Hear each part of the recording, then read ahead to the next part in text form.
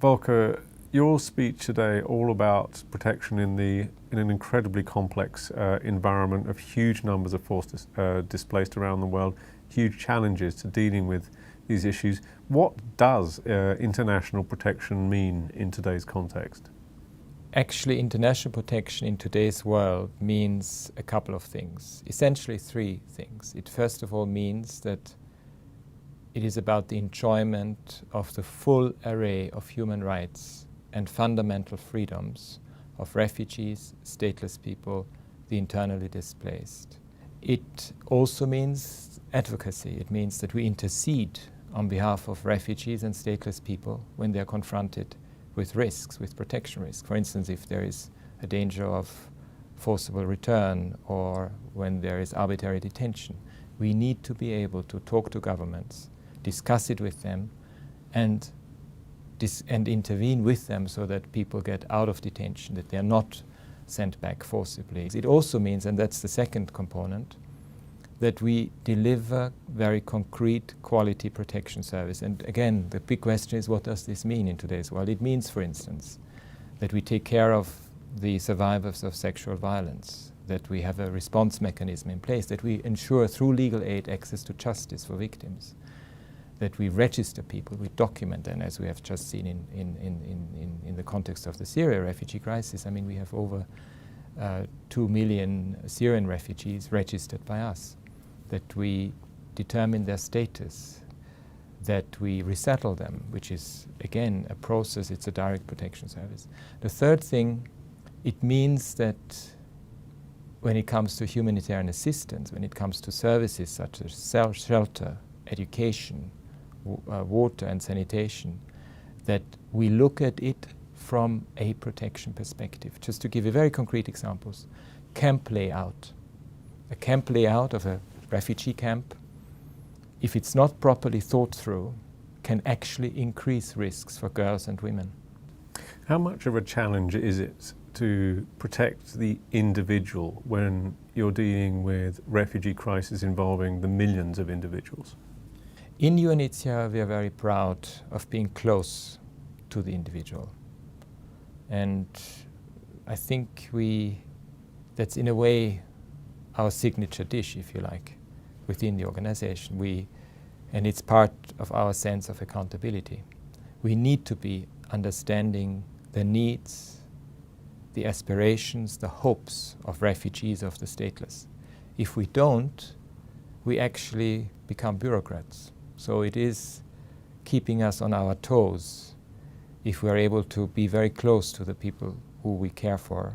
What is the relevance today of the Refugee Convention? Is it the right tool for the job? There is an almost cyclical debate about the relevance of the 1951 Refugee Convention. And let me be quite clear about this. There is no doubt that this instrument has saved millions of lives over the last 62 years. It emerged in the aftermath of the Second World War, and the drafters of the convention had very much in mind the horrific events of the Second World War. And as long as there are human rights violations, as long as there is persecution, as long as there is conflict and violence, we will need this instrument in order to ensure that lives are saved. And the issue really is its implementation, and the implementation depends on compassionate, open and tolerant societies. Without these, the convention will just be a dead letter. So I think it is upon these societies to create the openness, the compassion, the respect and the tolerance for people who come to their doors and ask for safety and shelter. In your speech at ExCom here in Geneva, there were two key aspirational goals that you spoke about, the first of which I'd like to look at. It was this goal of ending detention of children. Talk about that problem, detention of children. How widespread is it? Is ending it achievable? Refugees and asylum seekers are not criminals. In too many systems around the world, they are unfortunately treated as such, which is why they end up in detention. We have too many countries where women and children end up in detention for nothing else but having crossed the border irregularly. Children should not be in detention. It deprives them of their future. And I think if there is collective will, if there is pressure from civil society, if there is awareness about the harmful effect that detention has on children, I think we can achieve that goal. The other goal you spoke about was ending statelessness, and you put a timeline on that, ending it within 10 years. What progress has there been to end this? Is there the momentum, if you like, to achieve that goal within a decade? It's absurd that statelessness exists in the 21st century. It shouldn't exist. It's absurd that in a world where there's Facebook and Twitter and where we can track and monitor everything, that you actually have people who have no legal bond to any state.